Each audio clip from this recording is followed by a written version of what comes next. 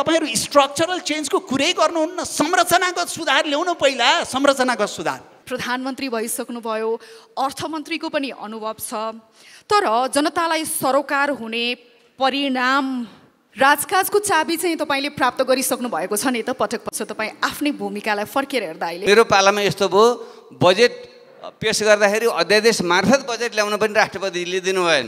त्यसले गर्दा 2 वर्षसम्म बजेट पेश भएको छैन र धेरै मान्छेले बिर्सन्छन् बाबुरामले अर्थमन्त्रीको रूपमा त राम्रै काम गर्यो तर प्रधानमन्त्रीको रूपमा चाहिँ गरेन भन्नु खोजे। बाबुरामको पालामा मात्रै नेपाली इतिहासमा 2 चोटिसम्म 2 वर्षसम्म बजेट आएन भन्ने पनि सम्झिनु पर्यो। त्यो दार्चुलाको विकट गाउँमा जन्मेको बच्चा र मेरो काठमाडौँमा जन्मेको बच्चाले कमसेकम आधारभूत मानव अधिकारका सुविधाहरू, स्वास्थ्य, शिक्षा, सामाजिक सुरक्षा जस्ता सुविधाहरू समान पाउनै पर्छ। There can be no compromise on it. त्यसमा कुनै सम्झौता हुन सक्दैन। तपाईँ डाँडामा डोजर चलाउन रोक्नुहोस्, तपाईँ कनिका छरे जस्तो बजेट छर्न रोक्नुहोस्, तपाईँ अस्टेरिटी मेजर भनेको मितव्ययिताका विधिहरू अवलम्बन गर्नुहोस्, जे गर्नुपर्छ गर्नुहोस्, तर ती आधारभूत मानवाधिकारका विषय हुन् भन्ने कुरा हामी नबिर्सौँ। वेल्थ क्रिएट कसरी गर्नुहुन्छ तपाईँले? युरोप र अमेरिकाको हकमा उनीहरू त्यत्तिकै भए हो, उनीहरू 200 वर्ष लागेको छ र उनीहरूले त्यसपछि एउटा बिन्दुमा पुगेपछि पुरै अफ्रिकाभरि कलोनी, एसियाभरि कलोनी बनाएर कोलोनीबाट चाहिँ उनीहरू जुन लाभ लिएका थिए, अनि अहिलेको 21औं शताब्दी हामीले कुनैको कलोनी बनाउने सुविधा छ हामीलाई? छैन। हामी अघि पहिले लेखेका टाठाबाठा मान्छेहरूले हुनुपर्छ भनेर हुँदैन, हुनु त पर्छ तर गर्ने कसरी? नेपालमा 20% विद्यार्थी निजी स्कुल जान्छन्। निजी स्कुल अलिकति राम्रो निजी स्कुल भनेको विदेशको लागि, विकसित देशको लागि दक्ष जनशक्ति उत्पादन गर्ने फ्याक्ट्री हुन्। 70-80% विद्यार्थी सरकारी स्कुल जान्छन्। त्यो गएको स्कुलबाट जब उनीहरू एक क्लासमा 15 लाख भर्ना हुन्छन्, 10 क्लास पुग्दाखेरि 4.5 लाख बाँकी हुन्छन् र त्यतिबाट एसइई दिँदा 70%ले न्यून नतिजा लिएर आउँछन्। त्यो न्यून नतिजा लिएर आएको मान्छे राजनीतिमा छौँ, त्यही न्यून नतिजा लिएर आएको मान्छे प्रशासनमा छौँ, त्यही न्यून नतिजा लिएर आएको मान्छे पत्रकारितामा छौँ, त्यही न्यून नतिजा लिएर आएको मान्छे समाजका विभिन्न क्षेत्रमा नेतृत्व गरिरहेको छौँ। मैले यहाँ कोही व्यक्तिलाई न्यूनीकरण गर्न खोजेको होइन, तर कुनै पनि सरकार नेपालमा आउँदाखेरि अब यो विषय जरामा गएर यो समस्या सम्बोधन नगर्ने हो भने आजभन्दा 10 वर्ष 15 वर्षपछि पनि नेपालको राजनीति यसै गरी घस्रिरहनेछ। नमस्कार, कृपया मास्क चाहिँ लगाइदिनु होला हैन, कोभिडको नयाँ ला। प्रधानमन्त्री भइसक्नुभयो, अर्थमन्त्रीको पनि अनुभव छ, तर जनतालाई सरोकार हुने परिणाम दिने सँगै राजकाजको विषय यो अलिकति शीर्षक पढ्दैमा हुन त यो समाजलाई बुझ्ने हेर्ने दृष्टिकोण एउटै हुँदैन। जस्तो हाम्रा आँखाका चस्मा अनुसार हामीले देश दुनियाँलाई फरक फरक ढङ्गले देख्छौँ, बुझ्छौँ। त्यसरी नै हाम्रो जुन एउटा दृष्टिकोण हुन्छ, वर्ल्ड आउटलुक हुन्छ, फिलोसफी हुन्छ, त्यसको आधारमा पनि हामीलाई चिजहरूलाई बुझ्ने अलि फरक फरक सोच पनि रहन्छ। मेरो विचारमा राजनीति र राजकाज भनेका खालि जङ्गल र रुख जस्तै मात्रै कुरा हुन्। राजनीति जङ्गल हो भने राजकाज रुख हो, त्यसले ती अन्तर सम्बन्धित छन्, तिनलाई अलग आएर हेर्न चाहिँ मिल्दैन।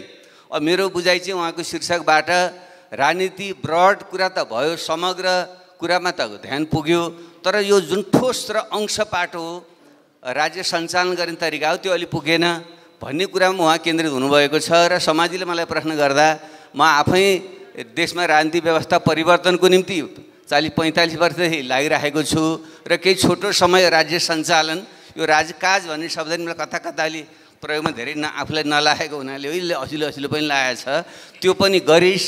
तर त्यसमा चाहिँ त्यति खोजे जस्तो सफल चाहिँ भइनस्, के लाग्छ भन्ने जुन कुरा गर्नुभएको छ। म के भन्न चाहन्छु भने राज्य व्यवस्था स्टेट भनेको त्यो स्ट्याटिक हुँदैन। अलिकति रविन्द्रले मेरो सुझावै छ, हामीले कुनै पनि चिजलाई गतिशीलता र परिवर्तनशीलता र ऐतिहासिक सापेक्षतामा हेर्नुपर्छ। राजनीति, स्टेट क्राफ्ट अथवा राज्य सञ्चालन भन्ने कुरा पनि समय सँगसँगै समाजको परिवर्तन, मान्छेको चेतनाको परिवर्तन सँगसँगै त्यो पनि रूपान्तरित परिवर्तन हुँदै जान्छ। त्यसैले मेरो चाहिँ बुझाइ के छ भने नेपालमा हामीले जुन राजनीतिक परिवर्तनको निम्ति लड्यौँ 20औं शताब्दीको अन्त्य र अहिले 21औं शताब्दीको सुरुमा, यो काम अरू विश्वले खास गरी युरोप अमेरिकाले 200 वर्ष पहिल्यै गरेको थियो र एसियाका थुप्रै देशहरूले 20औं शताब्दीमा गरिसकेका थिए। हामी पछाडि पर्यौँ र त्यसलाई पूर्णतामा पनि पुर्याउन सकेनौँ। त्यसैले हाम्रो राजनीतिक परिवर्तन अझै ठिक ढङ्गले पुरा भएन भन्ने मेरो बुझाइ हो। त्यसैले राज्य चलाउने जुन स्टेट इन्स्टिट्युसन हो त्यसको पनि ठिक ढङ्गले रूपान्तरण भएन र अरू देशमा 200-100 वर्ष लागेर बनेका जुन स्टेट इन्स्टिट्युसन हुन् हाम्रो ठिक ढङ्गले बनेन। त्यो कारणले गर्दा नेपालमा राज्य सञ्चालन ठिक ढङ्गले भइरहेको छैन भन्ने मेरो बुझाइ हो। फेरि पनि हामीले यसलाई सच्याउँदै जान सकिन्छ। रविन्द्रजीले जे विषय उठाउनु भएको छ त्यसलाई ध्यानमा दिएर हामीले सच्याएर जान पर्छ भन्ने मेरो मान्यता छ। हुँदै भएन, सक्दै सकिएन भन्ने बुझाइ चाहिँ अलि सही हुँदैन कि भन्ने मेरो बुझाइ हो। छोटो अर्को प्रश्न, ल राजकाजको चाबी पाइसक्नु भएको कारणले गर्दा नि त्यो चाबी त हात पारिसक्नु भएको छ नि, राजकाजको चाबी चाहिँ तपाईँले प्राप्त गरिसक्नु भएको छ नि त पटक पटक तपाईँ आफ्नै भूमिकालाई फर्केर हेर्दा अहिले? अब यो सापेक्षता हो। त्यो पनि जति बेला म अर्थमन्त्री बने 2065-66मा गणतन्त्र नेपालको पहिलो सरकार बनेको थियो र त्यति बेलाको मुख्य काम भनेको संविधान निर्माण, शान्ति प्रक्रिया र शान्ति यो सेना समायोजन यी लगायतको व्यवस्थापन प्रमुख कुराहरू थिए। राज्य सञ्चालन गर्नु र आर्थिक विकास समृद्धिको दिशामा अगाडि बढ्ने कुरा सहायक मात्रै थियो। त्यो पनि एउटा मात्रै कार्यकाल, एउटा मात्रै बजेट पेश गरेको हुनाले धेरै गर्न त सकिएन, तैपनि त्यसले एउटा सुरुवात राम्रै गरेको थियो भन्ने चाहिँ मलाई चाहिँ लाग्छ। जहाँसम्म पछि म यो 68-69मा जब म प्रधानमन्त्री बने फेरि त्यो पनि 9 महिनै थियो मेरो वास्तवमा औपचारिक ढङ्गले, अर्को 9 महिना त एउटा प्रकारको अन्तरिम जस्तो थियो। त्यति बेला चाहिँ सोचे जस्तो भएन भने धेरै मान्छेको कुरा चाहिँ आउँछ, तर सन्दर्भ के थियो भने फेरि त्यति बेला पनि त्यो संविधान निर्माण, शान्ति प्रक्रिया, सेना समायोजनको कुरा नै प्रमुख रूपमा थियो र विकास निर्माण र राज्य सञ्चालनका कुराहरू सहायक थिए। र मेरो पाला मात्रै प्रधानमन्त्रीको इतिहासमा यस्तो हो जसको पालामा 2 वर्षसम्म बजेट पेश गर्न दिएन। अहिले चाहिँ एउटा ड्रप अफ ए ह्याट भने जस्तो गरेर राष्ट्रपतिले चाहिँ तुरुन्तै चाहिँ अध्यादेश जारी गरिदिनुहुन्छ। तर मेरो पालामा यस्तो भयो, बजेट पेश गर्दाखेरि अध्यादेश मार्फत बजेट ल्याउन पनि राष्ट्रपतिले दिनु भएन। त्यसले गर्दा 2 वर्षसम्म बजेट पेश भएको छैन र धेरै मान्छेले बिर्सन्छन् बाबुरामले अर्थमन्त्रीको रूपमा त राम्रै काम गर्यो तर प्रधानमन्त्रीको रूपमा चाहिँ गरेन भन्नु खोजे। बाबुरामको पालामा मात्रै नेपाली इतिहासमा 2 चोटिसम्म 2 वर्षसम्म बजेट आएन भन्ने पनि सम्झिनु पर्यो। त्यसैले गर्दा यसको अर्थ म सन्तुष्ट छु भने होइन, यी विविध कारणले गर्दा तपाईँहरूले अपेक्षा गरे जस्तो मैले सोचे जस्तो गर्न सकिनँ भन्ने मेरो भनाइ हो। त्यसैले अवसर मिलेछ भने अब त म अवसर लिए पनि पाएँ नलिनुपर्ने अवस्थामा पुगिसकेको छु। त्यसैले त्यो भन्नु त भएन। तैपनि त्यस्तो परिस्थिति बनेछ भने मिलेछ भने गर्न सकिन्छ, पहिलेभन्दा राम्रो हुनसक्छ भन्ने विश्वास चाहिँ मलाई छ। धन्यवाद। ठिक छ, धन्यवाद भनेर यो पुस्तकले त्यसैको सेरोफेरोमा धेरै कुराहरू बोल्छ। काज भनेर सायद उहाँले अब भन्नु होला स्टेट क्राफ्टतिर सोझ्याउन खोज्नु भयो जस्तो मलाई लाग्छ। सो त्यहाँनिर अलिकति डिस्टिङसन आउँछ। अब डे टु डे यो हमड्रम अफ पोलिटिक्स भर्सेस अलिकति स्टेट क्राफ्टका कलाहरू, त्यसका चरित्रहरू, ट्रेड्सहरू र त्यसलाई कमान्ड गर्ने हाँक्ने स्टेट्सम्यानहरू। हुन त अहिले अब स्टेट्सम्यानलाई स्टेट्स पिपल भनेर चाहिँ मैले सुनेको छैन। एनिवे लैङ्गिक हिसाबले बुझौँ यसलाई, जेन्डर इक्विटीको हिसाबले। तर स्टेट्सम्यान राजनेताहरू ले चाहिँ अब त्यो अलिकति सरसर्ती हेर्दाखेरि चाहिँ देखिन्छ केही अब हामी एमाट्योरिस हिस्टोरियनको हिसाबले पनि केही लेसन्सहरू डिस्टिल गर्न सकिन्छ जस्तो मलाई लाग्छ। र मूलतः 3टा कुरा भनौँ न। एउटा चाहिँ यो चरित्र फिलोसफी अलिकति क्लियर भएको नेताहरू, राजनेताहरूमा देखिन्छ। जस्तो पछि आलोच्य पनि हुन सक्छन् त्यो निश्चित कालखण्डमा लिएका अडानहरू with the benefit of hindsight criticise पनि भएको देख्छौँ हामी। जस्तो जवाहरलाल नेहरूको कुरा आउँछ होइन, हाम्रो अब हिन्दुस्तानबाटै सुरु गरौँ। उनको 4-5वटा कुरामा स्पष्ट थियो होइन। अब सेकुलरिजम, प्लुरल डेमोक्रेसी, अनि अलिकति सोसियलिस्ट इनवर्ड ओरिएन्टेड सोसियलिजमको ढर्रा र फरेन पोलिसीमा नन अलाइनमेन्ट, यस्ता कुराहरूमा उनको त्यो कहिले पनि कम्प्रोमाइज गरेनन्। एउटा बेडरक प्रिन्सिपल्समा अडेर गए। 50 वर्षपछि समीक्षा गर्दाखेरि त्यो 4 मध्ये 3वटा चाहिँ फ्लड थियो भन्ने खालको समीक्षा पनि गरिन्छ अहिले होइन।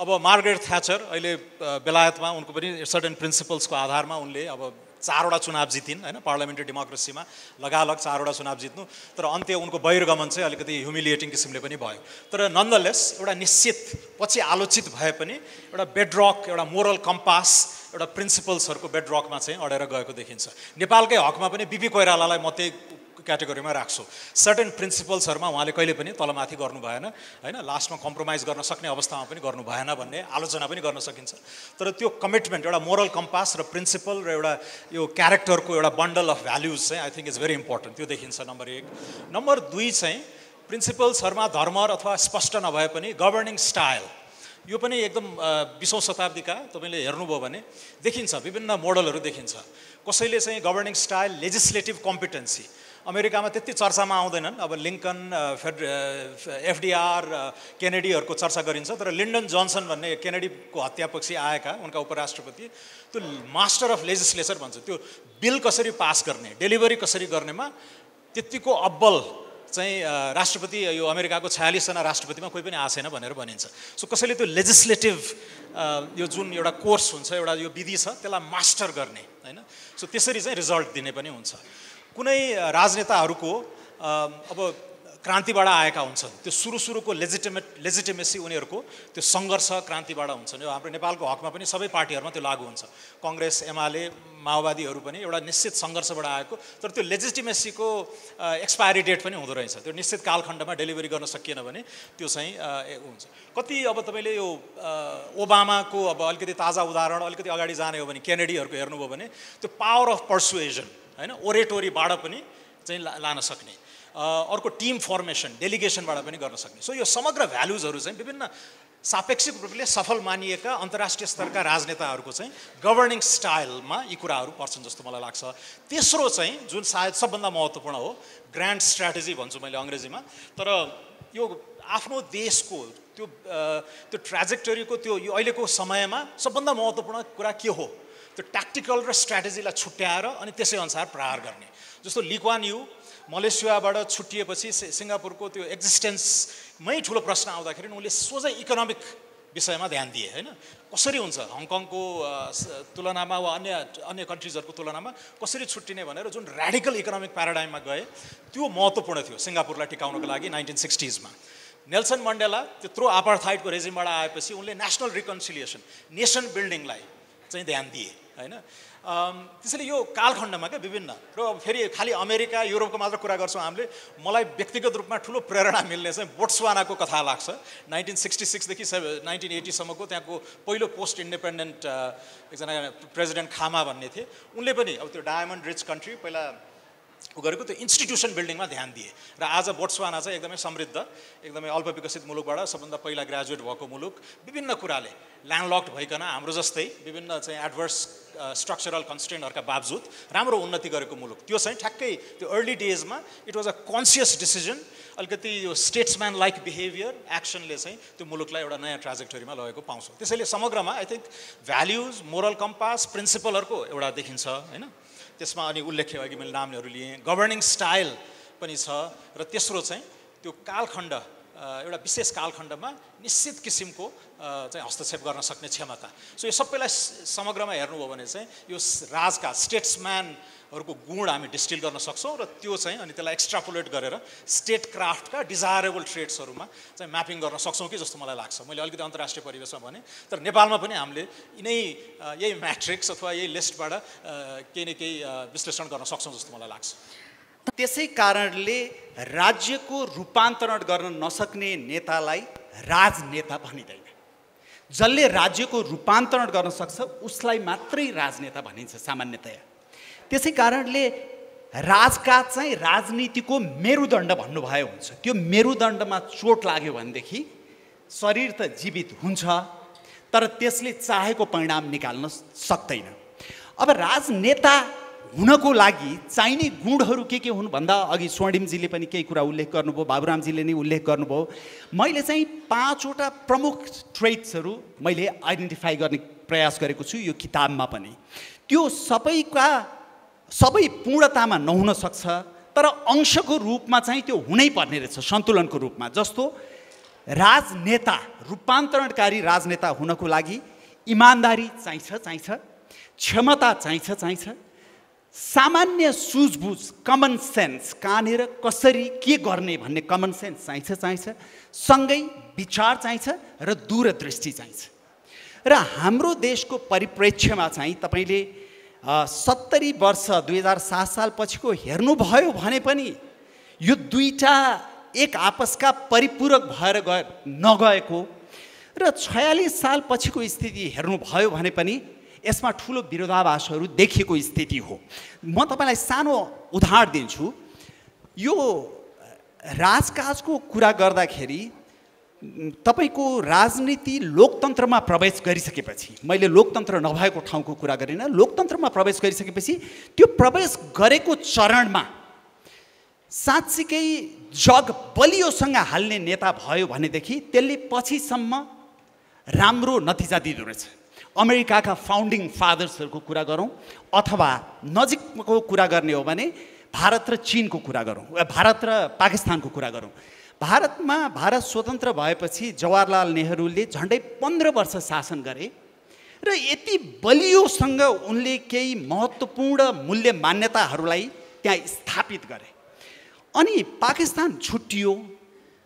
मोहम्मद अली जिन्ना पनि पाकिस्तानमा असाध्य श्रद्धेय नेता हुन् र उनी चाहिँ लोकतन्त्रमा विश्वास गर्थे पनि भनेर भनिन्छ। तर उनी चाहिँ पाकिस्तान बनेको 1 वर्षभित्रमै उनको निधन भयो। निधन हुँदाखेरि त्यसको असर त्यहाँको राजनीति र राजकाज दुईटैमा पर्यो र त्यहाँ निरन्तर त्यो अस्थिरतातिर गयो। भारतमा त्यति डाइभर्स समाज भएर विश्वकै सबभन्दा ठुलो लोकतन्त्र भएर पनि अहिले पनि लोकतन्त्र भाइब्रेन्ट छ। अब नेपालको परिप्रेक्ष्यमा आउँदा 2046 सालमा जब हामी लोकतन्त्रमा प्रवेश गर्यौं त्यति बेलाका नेताहरू आत्मकेन्द्रित नभइदिएको भए, स्वार्थ केन्द्रित नभइदिएको भए, अलिकति अर्को शब्दमा भन्ने हो भने छोरी केन्द्रित र नातेदार केन्द्रित नभइदिएको भए, आपसका वरिपरि केन्द्रित नभइदिएको भए सम्भवतः माओवादी द्वन्द्व पनि जन्मिँदैन थियो कि, किनभने त्यो डेलिभर गर्न सक्थ्यो, त्यसले फाउन्डेसन हाल्थ्यो। तर काठमाडौँ यस्तो केन्द्र बन्यो जहाँ राजनीतिमा नहुनुपर्ने र राजकाजमा नहुनुपर्ने सबै किसिमका क्रियाकलाप भयो। उता गाउँमा द्वन्द्व मौलाएर गयो केही वर्षपछि। त्यसै कारणले गर्दा राजनीति समग्रता हो, तर राजकाज चाहिँ तपाईको त्यसको मेरुदण्ड हो। राजकाजले राज्यको रूपान्तरण गर्छ, तर राजनीति राज्यको रूपान्तरणकारी राजनीति भएन भने त्यसले देशलाई भ्रष्ट, कुशासनयुक्त र कमजोर बनाउन सक्छ, जुन नेपालको नियति बनेको छ। धन्यवाद। अर्को प्रश्न पनि छ मेरो, र यस कारणले गर्दा यसलाई आलोचना भनेर नबुझ्नु होला हैन, आम मानिसको जिज्ञासा भनेर बुझ्नु होला। जस्तो नि तपाईले पुराना दलका नेताहरूलाई चाहिँ राजनीति जानेका भनिकाहरूले राजनीति बिगाडिदिएको हुनाले हामी जस्ता राजनीति नजानेका भनेकाहरू राजनीति गर्न आउनु पर्यो। एउटा कुरा। दोस्रो कुरा, राजनीति कुन चरणमा सुरु गर्ने? कसैले विद्यार्थी कालदेखि नै सुरु गर्छन्, कसैले अलिकति पेशागत जीवन बिताएपछि सुरु गर्छन्। अघि स्वर्णिमजीले ली कुआन यूको उदाहरण दिनुभयो। उहाँले पढेर आएर ब्यारिस्टर भएर पछि केही समयपछि राजनीति सुरु गर्नुभयो।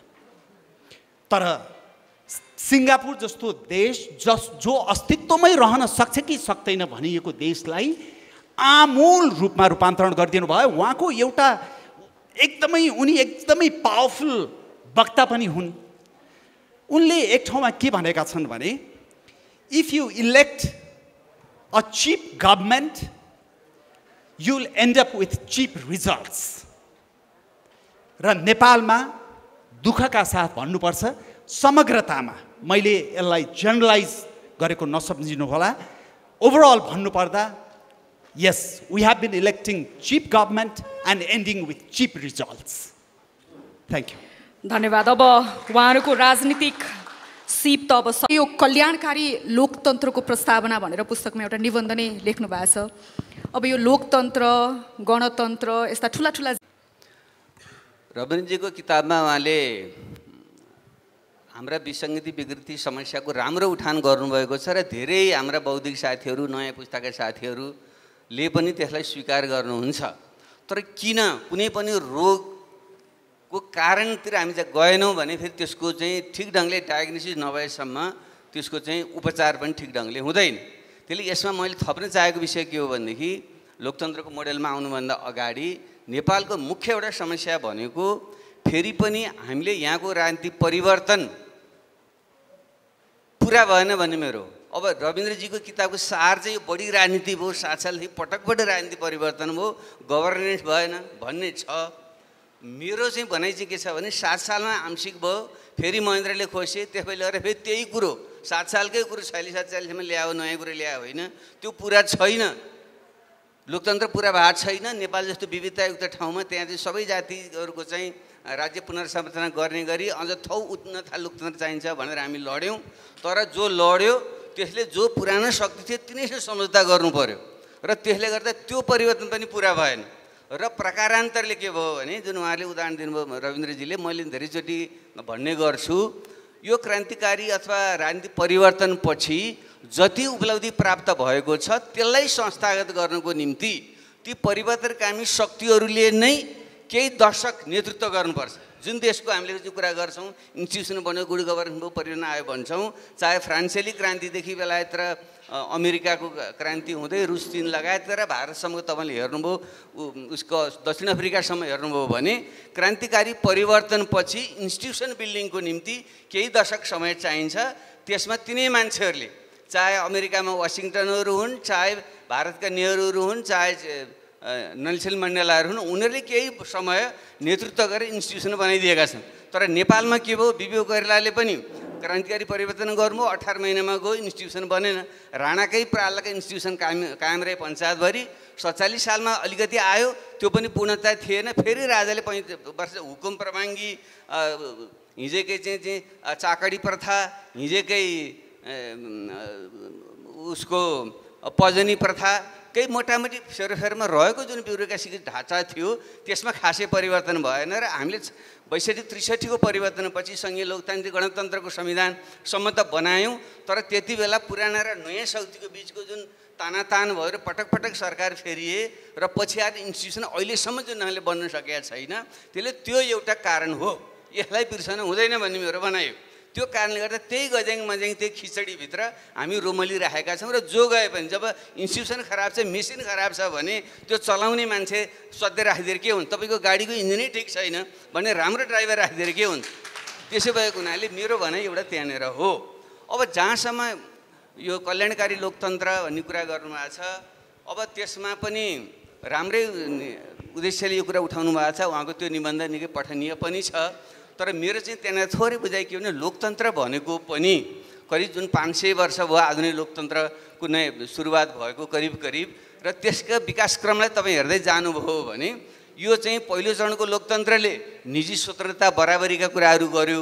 अब फ्रान्सेली क्रान्तिकै बेलामा अथवा एनलाइटनकै बेलामा स्वतन्त्रता, समानता र भ्रातृत्व भन्ने जुन कुराहरू अगाडि सारियो र पछि स्वतन्त्रता अथवा व्यक्तिको निजी स्वतन्त्रताका कुरा आए पहिलो चरणको लोकतन्त्रमा।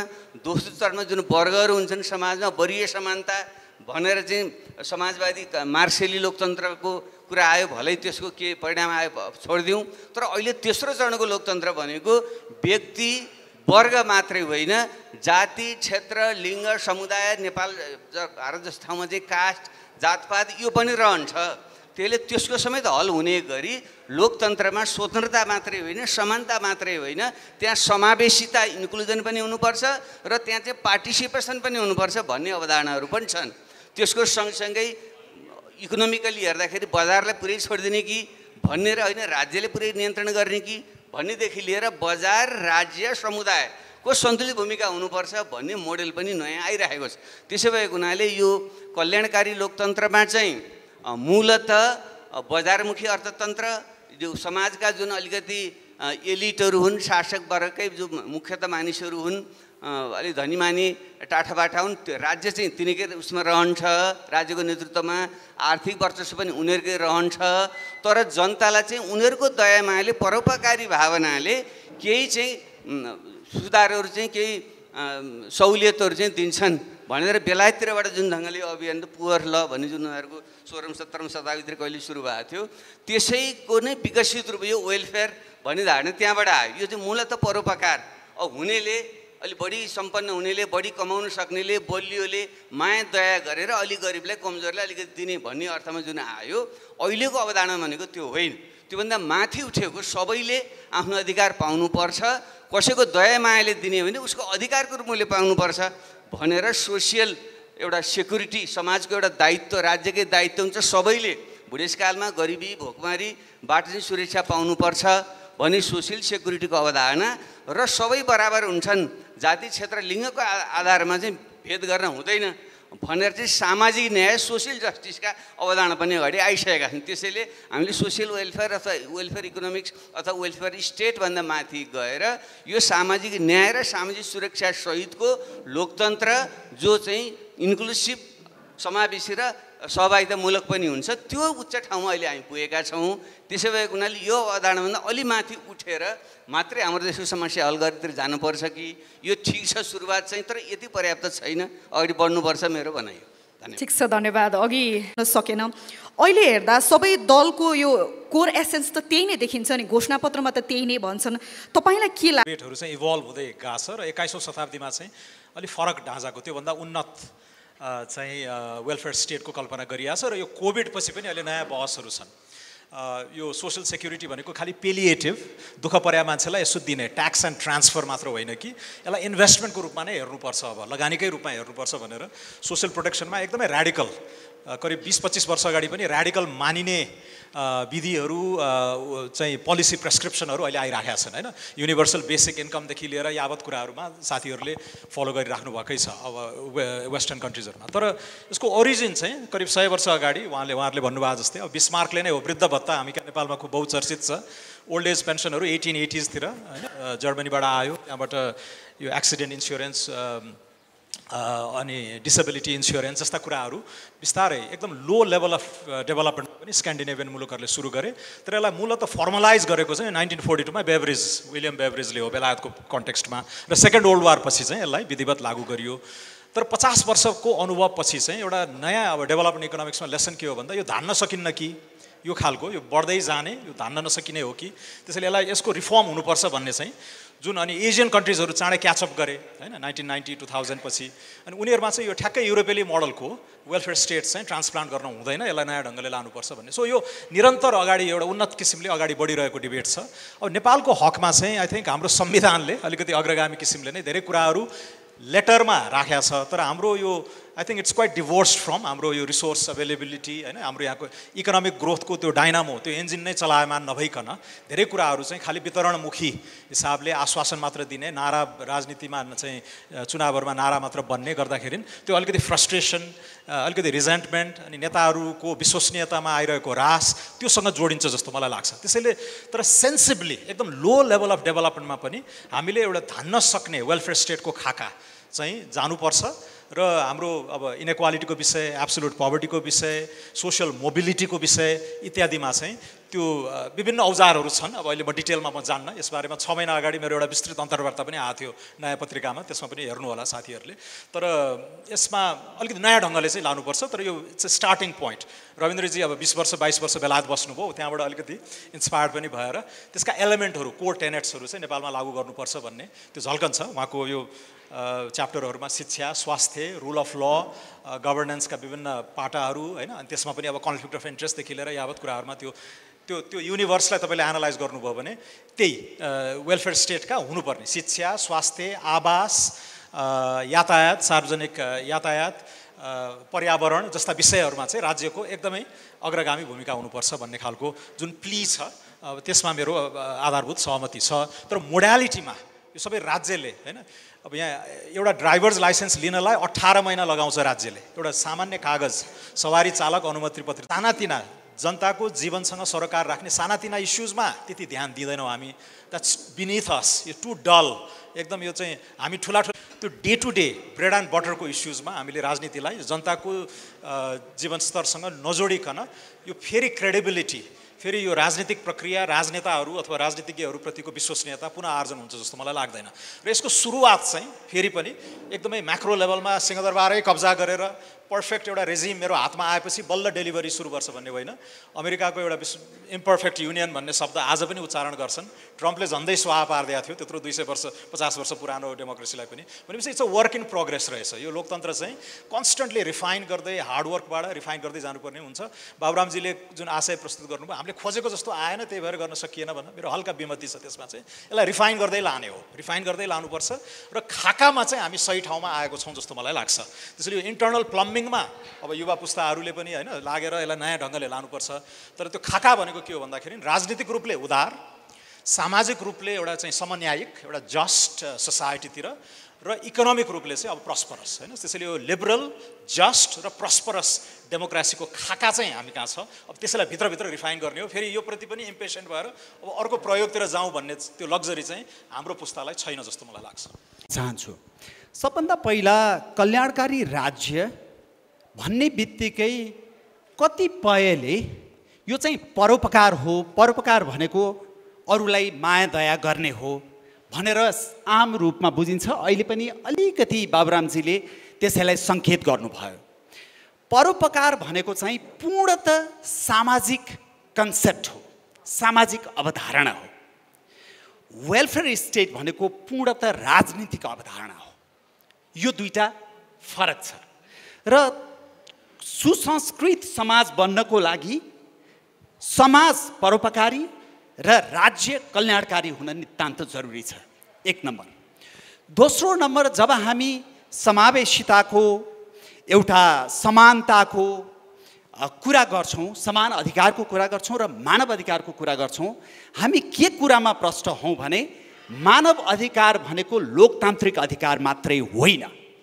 मानव अधिकार भनेको दार्चुलाको विकट गाउँमा जन्मेको बच्चा पनि नेपाली हो, काठमाडौँमा मेरो परिवारमा जन्मेको बच्चा पनि नेपाली हो। नेपाली भएको नाताले त्यो दार्चुलाको विकट गाउँमा जन्मेको बच्चा र मेरो काठमाडौँमा जन्मेको बच्चाले कमसेकम आधारभूत मानव अधिकारका सुविधाहरू, स्वास्थ्य, शिक्षा, सामाजिक सुरक्षा जस्ता सुविधाहरू समान पाउनै पर्छ। There can be no compromise on it. त्यसमा कुनै सम्झौता हुन सक्दैन। तपाईँ डाँडामा डोजर चलाउन रोक्नुहोस्, तपाईँ कनिका छरे जस्तो बजेट छर्न रोक्नुहोस्, तपाईँ अस्टेरिटी मेजर भनेको मितव्ययिताका विधिहरू अवलम्बन गर्नुहोस्, जे गर्नुपर्छ गर्नुहोस्, तर ती आधारभूत मानवाधिकारका विषय हुन् भन्ने कुरा हामी नबिर्सौँ। दोस्रो कुरा। तेस्रो कुरा म के भन्न चाहन्छु भने जब हामी लोकतन्त्र किन स्थिर भएन लड्नै मात्रै पर्यो भनेर कुरा गर्छौँ, जहिले पनि अधिकारका मात्रै कुरा गर्छौँ। जब तपाईँ त्यो अधिकारलाई संस्थागत गर्ने जनशक्ति औसतभन्दा पनि निम्न स्तरको निरन्तर उत्पादन गर्नुहुन्छ, तपाईँले कसरी लोकतन्त्र संस्थागत गर्न सक्नुहुन्छ? तपाईँले व्यवस्था परिवर्तन गर्नुहुन्छ, तपाईँले संविधान परिवर्तन गर्नुहुन्छ, तपाईँले सरकार परिवर्तन गर्नुहुन्छ, तर त्यसको चरित्र परिवर्तन गर्न सक्नुहुन्न, किनभने तपाईँले त्यो जनशक्ति उत्पादन गरेकै छैन। नेपालको हकमा अब तपाईँलाई म एउटा फिगर दिन चाहन्छु। नेपालमा 20% विद्यार्थी निजी स्कुल जान्छन्। निजी स्कुल, अलिकति राम्रो निजी स्कुल भनेको विदेशको लागि, विकसित देशको लागि दक्ष जनशक्ति उत्पादन गर्ने फ्याक्ट्री हुन्। 70-80% विद्यार्थी सरकारी स्कुल जान्छन्। त्यो गएको स्कुलबाट जब उनीहरू एक क्लासमा 15 लाख भर्ना हुन्छन्, 10 क्लास पुग्दाखेरि 4.5 लाख बाँकी हुन्छन् र त्यतिबाट एसइई दिँदा 70%ले न्यून नतिजा लिएर आउँछन्। त्यो न्यून नतिजा लिएर आएको मान्छे राजनीतिमा छौँ, त्यही न्यून नतिजा लिएर आएको मान्छे प्रशासनमा छौँ, त्यही न्यून नतिजा लिएर आएको मान्छे पत्रकारितामा छौँ, त्यही न्यून नतिजा लिएर आएको मान्छे समाजका विभिन्न क्षेत्रमा नेतृत्व गरिरहेछौँ। मैले यहाँ कोही व्यक्तिलाई न्यूनीकरण गर्न खोजेको होइन, तर कुनै पनि सरकार नेपालमा आउँदाखेरि अब यो विषय जरामा गएर यो समस्या सम्बोधन नगर्ने हो भने आजभन्दा 10 वर्ष 15 वर्षपछि पनि नेपालको राजनीति यसै गरी घस्रिरहनेछ। त्यसको लागि हामीले के भन्यौँ त भने कल्याणकारी लोकतन्त्र भन्यौँ। किन भन्यौँ त? लोकतन्त्र नेपालको लागि आधारभूत आवश्यकता हो। लोकतन्त्र बिना अब नेपालको राज्य परिकल्पना गर्न सकिँदैन। तर म नेपाल जस्तो संसारकै सबभन्दा भ्रष्ट मध्येको एउटा देशमा बसेर सिङ्गापुरमा लोकतन्त्र छैन, त्यसो हुनाले त्यो समाज पक्षगामी हो भन्न सक्दिनँ। चीनमा लोकतन्त्र छैन, त्यसो हुनाले त्यो समाज पक्षगामी भन्दिनँ म। त्यो उनीहरूको विषय हो। तर नेपालको परिप्रेक्ष्यमा लोकतन्त्र अनिवार्य छ। लोकतन्त्रको धरातलमा जब कल्याणकारी राज्यका अवयवहरूलाई जोडिन्छ त्यसपछि त्यो कल्याणकारी लोकतन्त्र हुन्छ। त्यसै हुनाले तपाईँहरूको बात के, तपाईँहरूको त विचारै छैन भनेर जब भन्छन्, कहिलेकाहीँ मैले भन्ने गर्छु तपाईँको छोराछोरीले राम्रो शिक्षा पाएको छैनन्, त्यसै हाम्रो बात शिक्षावाद।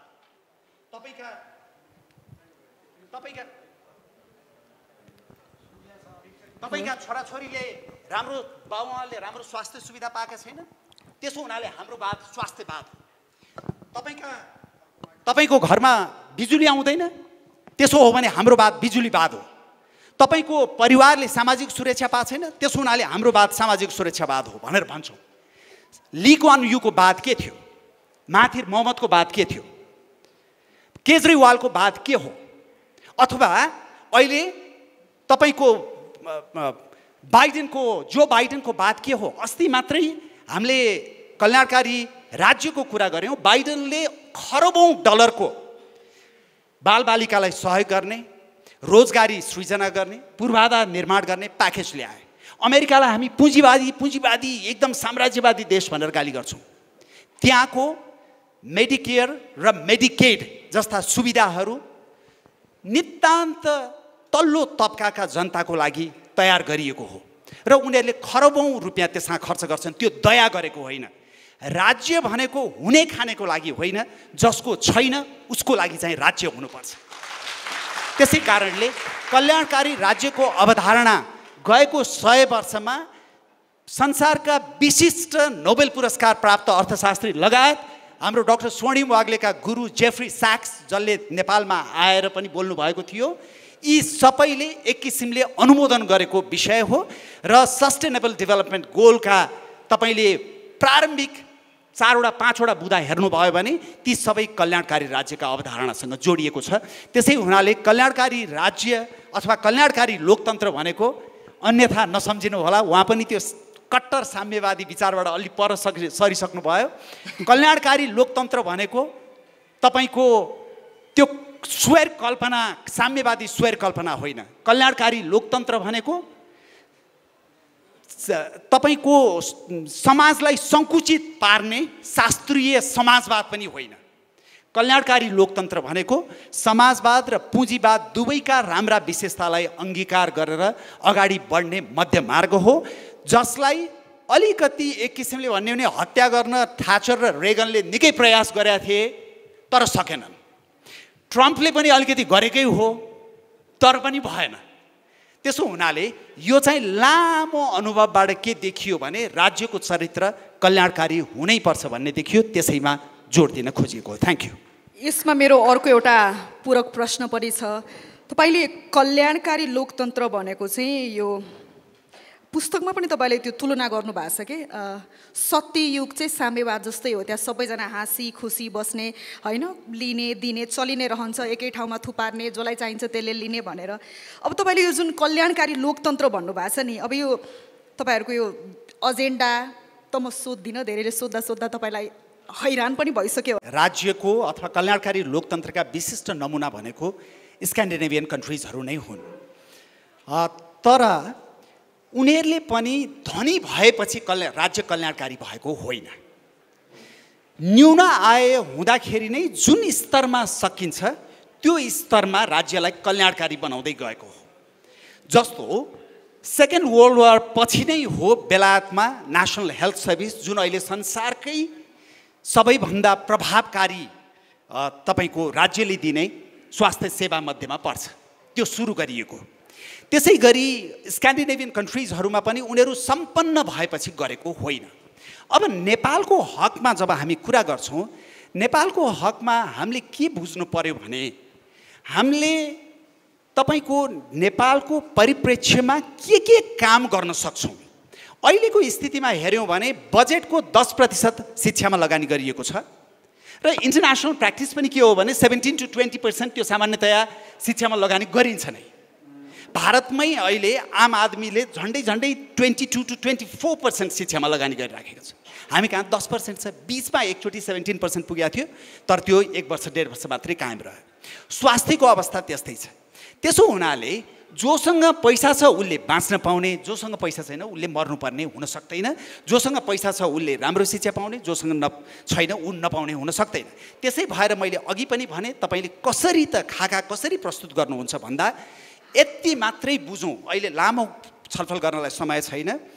कुनै पनि सरकारले अब मानव अधिकारको आधारभूत अधिकारभित्र सार्वजनिक शिक्षा, निशुल्क र गुणस्तरीय सार्वजनिक शिक्षा, स्वास्थ्य र सामाजिक सुरक्षालाई पारेन भनेदेखि नेपालको राजनीति औसतभन्दा न्यून जनशक्ति उत्पादन गरेर जहिले पनि घस्रिरहन्छ। यो कुरामा हामी प्रष्ट हौँ। त्यसको लागि हामीले जुन मैले एउटा शब्द प्रयोग गर्ने गर्छु फोकस्ड प्लानिङ भनेर, त्यो फोकस्ड प्लानिङ भनेको चाहिँ अब हाम्रो तपाईँले प्लानिङको इतिहास हेर्नुभयो भने यसरी छरपष्ट बजेट हामी छर्छौँ र असारे विकास भन्छौँ। अन्तिम आर्थिक वर्षको अन्त्यमा आएर हाम्रा अधिकांश बजेटको पैसा हामी खर्च गर्न उद्यत हुन्छौँ। हामीले केन्द्रीकृत हुनु पर्यो। केन्द्रीकृत भनेको यस्ता केही यो आयोजनामा केन्द्रित हुनु पर्यो जसले अर्थतन्त्रलाई उद्वेलित गरेर रोजगारी सृजना गरोस्। जस्तो हाम्रै छिमेकमा 3 Gorges ड्याम बनाउँदाखेरि खरबौँ रुपियाँ खर्च गरे, 13 लाख मान्छेलाई विस्थापित गरे, तर त्यसले त्यहाँको इकोनोमीमा जुन किसिमको असर पार्यो त्यसले त ठुलो असर पार्यो। दक्षिण कोरियाको मैले सोल बुसान राजमार्गको बेला बेला उदाहरण दिने गर्छु। तपाईँको 1 वर्षको बजेटको 25% बजेट त्यो 428 किलोमिटरको राजमार्ग बनाउनको लागि प्रयोग गरिएको छ। 25% बजेट। त्यसै गरी संसारमा अन्य आयोजनाहरू पनि हुन्छ। नेपालमै भन्नुहोस् न, बुढीगण्डकी बनाउने हो भने चितवन काठमाडौँबाट नजिक पर्छ, फेवातालभन्दा 15 गुणा ठुलो ताल बन्छ। त्यसको पर्यटकीय भ्यालु के होला होइन? त्यस्ता किसिमका आयोजनाहरू अझ यहाँ बाबुरामजी हुनुहुन्छ, स्वर्णिमजी हुनुहुन्छ, उहाँहरूलाई सबै नै थाहा छ यसको बारेमा। यस्ता केही आयोजनामा फोकस गर्नु पर्यो जसले गर्दाखेरि नेपालको अर्थतन्त्र उद्वेलित होस्, रोजगारी सृजना होस्, त्यसले राष्ट्रिय पुँजी बढोस् र हामीले साँच्चीकै यो देशका विविध एकदमै विपन्न मानव विकास प्रतिवेदनमा तल परेका जिल्लाहरूमा लगानी गर्न सकौँ। मैले त भन्ने गरेको छु, भोलि साँच्चीकै यो देशका जनताले साथ दिएर हामी सरकारमा आयौँ भनेदेखि सबभन्दा पहिला 5 वर्षभित्रमा 500वटा बुढानीकण्ठ शैलीको स्कुल हामी यो देशको सबभन्दा विपन्न क्षेत्रमा स्थापित गर्छौँ भन्छौँ। त्यसो भन्दा कसैले के भन्नुहुन्छ, तपाईँहरू स्ट्रक्चरल चेन्जको कुरै गर्नुहुन्न, संरचनागत सुधार ल्याउनु। पहिला संरचनागत सुधार कतिचोटि गर्ने? 30 वर्ष 40 वर्ष संरचनागत सुधार गर्ने? नाच्न नजान्ने आँगन टेढो भने जस्तो हरेकचोटि हामी आफू नाच्न जान्दैनौँ, हामीमा इमान छैन, अनि हामी रेजिम चेन्जदेखि लिएर कन्स्टिट्युसनल चेन्जदेखि लिएर सधैँ त्यसैलाई परिवर्तन गरिराख्छौँ। त्यस्तो चाहिँ धेरै गर्नुहुन्न। यद्यपि अहिलेको संविधान पूर्ण छ भनेको होइन, त्यसमा सुधार गर्नुपर्ने पक्षहरू छन्। धन्यवाद। डाक्टर भट्टराईसँगै म आइहालेँ होइन भन्ने विषय विवाद भएन। हाम्रा पिता पुर्खाले धेरै पहिले सन्तु सुखिना सर्वे सन्तु निरामया सर्वे भद्राणी पश्यन्तु मा कति दुःखभाग जना, यो 1000-3000 वर्ष पहिले भनेको थिएँ क्या नि। तर परिस्थिति अनुकूल हुनु पर्यो, त्यस अनुसारको साधन स्रोतको व्यवस्थापन गर्ने होइन, उत्पादन बढाउने, धन सिर्जना गर्ने, त्यसलाई लागू गर्ने चाहिँ इन्स्टिट्युसन बनाउने, त्यसमा जनताको सहभागिता सुनिश्चित गर्ने हुँदाखेरि त्यो हुन्छ। त्यसले यो हुनुपर्छ भन्ने कुरो ठुलो कुरो भएन। बसेर आँखा चिम्लिएर अलिकति पढे लेखेको मान्छेले बसेर चाहिँ एउटै दिन गऱ्यो भने राम्रो योजना बन्छ। प्रश्न कहाँनिर हो भने समाजमा त विविध प्रकृतिका मान्छेहरू छन्। हाम्रो समाज यति विविधतायुक्त छ, हिमाल पहाड तराई मधेसका विविध जाति समुदायहरू छन्। तपाईँको राज्यका चेहरा हेर्नु, यहीँ पनि तपाईँले हेर्नुहोस्, एउटै समुदायका हामी 70-80% छौँ, त्यसको जनसङ्ख्या 30% होला, र अरूको तपाईँले हेर्नु भने अनुहार यहाँ छैन।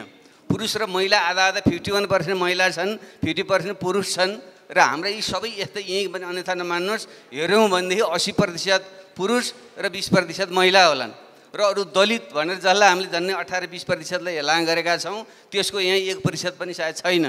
र त्यसरी जो श्रमिक हो, जुन किसानमा आश्रित भएर बसेको 65% जनता हो, जो विदेश जानले बाध्य भइरहेको, त्यसका प्रति हामी कति छौँ?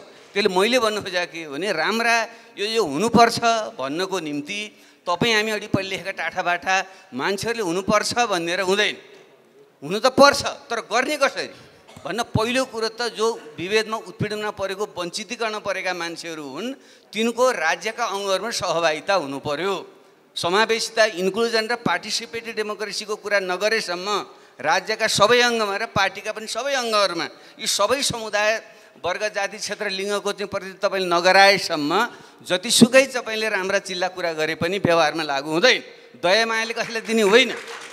हामी भन्न आएको छौँ नि यो गरे म गरिदिन्छु, मैले किन गर्छु कसैलाई भन्नुहोस् त। यो जुन सोसियल सेक्युरिटी र आदिका वेलफेयरको कुराहरू आयो युरोप अमेरिकामा, त्यहाँ लडेर सङ्घर्ष गरेर आइरहेछ। अहिले मात्रै अमेरिका जस्तो ठाउँमा संसारको सबभन्दा धनी प्रति व्यक्ति आए धनी $70-80,000 1 लाख जति करिब पुगेको छ। त्यहाँ पनि जो यो एमाजोन सबभन्दा मालिक संसारको 1 नम्बर धनी छन्, तिनले त्यहाँका मजदुरहरूलाई ट्रेड युनियन राइट नदिएर त्यही विषयमा विवाद चलिरहेको छ। आज बिहान मात्रै एउटा चाहिँ मैले हेरिरहेको थिएँ, उनले चाहिँ आफ्नो चाहिँ मजदुरहरूको निम्ति अधिकार पाउनुपर्छ भने ती लडिरहेछन्। त्यसरी लडेपछि बाध्य भएर हुने खाने वर्गले, समुदायले, जातिले, लिङ्गले अधिकार दिन्छ। इतिहासको नियम यो। त्यसैले टाठाबाठा मान्छेले यो हुनुपर्छ भन्ने कुरामा धेरै समय खर्च नगरौँ भन्ने मेरो भनाइ। त्यसको निम्ति तपाईँ हामी साँच्चै भित्र हो भने ती मान्छेलाई सत्तामा पुर्याउनु, पहिले पार्टीमा पुर्याउँ। हाम्रो सबै पार्टीमा यी सबै समुदाय लिङ्ग क्षेत्रको चाहिँ समानुपातिक प्रतिनिधित्व गराउँ। अनि राज्यका अङ्गहरूमा तिनीहरूको पनि पूर्ण रूपले समानुपातिक नहोला, नजिक पुर्याउँ न। त्यसपछि तिनीहरूलाई शिक्षा सबैलाई निःशुल्क र अनिवार्य हुनुपर्छ। त्यो सबैको राइट हो, किन त्यो ह्युमन राइट हो, जन्मसिद्ध राइट हो। स्वास्थ्य सबैको राइटको रूपमा तिनीहरूले पाउनुपर्छ। अहिले सिद्धान्त त हाम्रो संविधानमा अलिक सङ्केत छ, तर त्यसको निम्ति चाहियो त आर्थिक उपार्जन पनि गर्नु पऱ्यो। हाम्रो डाक्टर वागले वरिष्ठ अर्थविज्ञ हुनुहुन्छ। हामी डिस्ट्रिब्युसनको कुरा म आएँ भने यो गरिदिन्छु त्यो गरिदिन्छु, डिस्ट्रिब्युसनको कुरा त गरिदिन्छौँ। हामीले उपार्जन धन उपार्जन वेल्थ क्रिएट कसरी गर्नुहुन्छ तपाईँले? युरोप र अमेरिकाको हकमा उनीहरू त्यत्तिकै भए हो। उनीहरूले 200 वर्ष लागेको छ र उनीहरूले त्यसपछि एउटा बिन्दुमा पुगेपछि पुरै अफ्रिकाभरि कलोनी, एसियाभरि कलोनी बनाएर कलोनीबाट चाहिँ उनीहरूले जुन लाभ लिएका थिए, अनि अहिलेको 21औं शताब्दी हामीले कुनैको कलोनी बनाउने सुविधा छ हामीलाई? छैन। यो देशभित्रैको साधन स्रोत शक्तिको प्रयोग गरेर धन आर्जन गर्नु छ। अर्को हामीले चाहिँ चर्चा पटक्कै के गर्दैनौँ भने जियो पोलिटिक्सको हामी चर्चा गर्दैनौँ। ठुलो र साना देशहरूको बिचमा, दुईवटा ठुला अजिङ्गरको बिचमा जुन हामी छौँ, उदयमान त्यत्रो ठुलो शक्तिको रूपमा उनीहरू अगाडि बढे। देशभित्रको जुन विविधता र एकदम अल्प विकासको चाहिँ दुष्चक्रमा हामी चाहिँ परिराखेका छौँ। यो चाहिँ भू राजनीतिको जुन भुमरीभित्र हामी छौँ, त्यसबाट कसरी व्यवस्थापन गर्ने त्यो बारे सोचेका छौँ। हाम्रा उद्योग धन्दाहरू चाहिँ किन टिक्दैनन्? प्रतिस्पर्धा गर्न सक्दैन। 1.5 अर्ब जनसङ्ख्या भएको, त्यो बेला औद्योगिकरण भएको भारत एकापट्टि, 1.5 अर्ब विश्वको 1 नम्बर अर्थतन्त्र अर्कोपट्टि, highly technologically qualified manpower भएको ठाउँ छ, हामीले प्रतिस्पर्धा गर्न सक्दैनौँ। अनि यो भएन भने त्यसको व्यवस्थापन कसरी गर्ने? अनि त्यसपछि बल्ल वेल्थ क्रिएट भयो, धन आर्जन भयो भने अनि त्यसपछि वितरण गर्ने हो, सोसियल सेक्युरिटी दिने हो। त्यो पनि तपाईँ र मैले दया गरेर होइन, त्यो जनताले माग गर्छ। उसको जो राज्य सत्तामा पार्टिसिपेसन हुन्छ त्यहाँ दबाब सिर्जना गर्छ, अधिकारको रूपमा उसले लिन्छ। हो, यसरी जाउँ मैले भन्नु खोजेको। त्यसैको निम्ति यो पवित्र भावना राख्ने हामी जस्ता केही मान्छे अब अलिकति सुकिला मुकिला हुन पुगेका छौँ। हामी त आएका धुस्रे मुस्रे नै हो। हामी यहाँ बस्दै अलिकति हुन पुगेका छौँ। तपाईँ हामीले आफूले मात्रै यो ठेक्का नलिउँ। हामीले त्यो भुइँ तहमा भएको जुन जनता छ, अहिले पनि गाउँमै बस्छ 80% जनता, अहिले पनि 65% जनता खेतीपाती नै गर्छ, अहिले पनि 60-65 लाख युवा विदेशमै जान्छ। त्यसलाई कसरी सहभागी बनाउने हो, त्यो ढङ्गले सोचौँ। त्यस कारणले डेमोक्रेसी, यो सोसियल रिफर्म, इकोनोमिक डेभलपमेन्ट सँगसँगै जान्छन्। एउटाबाट अर्कोलाई उभ्याएर मुठीभर केही टाठाबाठा मान्छेले मात्रै हामी गरिदिन्छौँ भन्नेतिर गयौँ भने यो बुद्धि विलास चाहिँ हुन्छ। तर नेपाल बन्दैन। तर नेपाल बनाउन सकिन्छ। यो चेतना जुन जागृत भएको छ, गरौँ भन्ने मेरो चाहिँ आग्रह हो। धन्यवाद। त्यसमा अब स्पेसली यो उत्पादनमूलक उद्योग, अब कृषि त हामीले सब्सिस्टेन्स इकोनोमी आफै पाल्नको लागि गरौँला, तर अलिकति निर्यात जन्ने, अलिकति रोजगारी सिर्जना गर्नको लागि जुन स्केलमा जानुपर्छ र प्रतिस्पर्धा गर्नु पऱ्यो भने हामी ह्यान्डिक्याप 20-25% हाम्रो लागतै महँगो छ होइन। त्यसैले यस्ता चिजहरूमा जानु पऱ्यो जहाँ चाहिँ ती डिसएडभान्टेज होइनन्। त्यसैले अब हामीले भनिरहेकै चिजहरू हुन् तर सार्थक हस्तक्षेप गर्न सकेका छैनौँ। अब क्लिन एनर्जी एकदमै महत्त्वपूर्ण मुद्दा बन्दैछ अब होइन। 21औं शताब्दीमा क्लाइमेट चेन्जको जमानामा प्यारिस क्लाइमेट अकर्ड इत्यादि भयो। यो ल्यान्डस्केप, अब टुरिज्म भन्छौँ, तर मैले विस्तृत यो ल्यान्डस्केप मार्केटिङ भन्ने गरेको छु। अलि फराकिलो दृष्टि राख्यौँ भने त्यहाँ धेरै कुराहरू अटाउँछन्। ट्रेडेबल सर्भिसेसहरूका कुराहरू होइन, एजुकेसनल, हेल्थ इन्स्टिट्युसन्सदेखि लिएर टुरिज्मका पनि विभिन्न आयामहरू भइहाले। Light high value to weight ratio भएका म्यानुफ्याक्चरिङमा पनि हामी जान सक्छौँ। मैले डाक्टर सन्दुक रोहितको उदाहरण दिने गरेको छु, हामी सँगै पनि छौँ बारबारा फाउन्डेसनमा। त्यो तिलगङ्गाको छेडीमा बनाइएका त्यो इन्ट्राओक्युलर लेन्स चिनिया लेन्सभन्दा 20-25% महँगो छ, तर त्यो छेडीबाट उहाँले 70वटा देशमा निर्यात गर्नुभएको छ।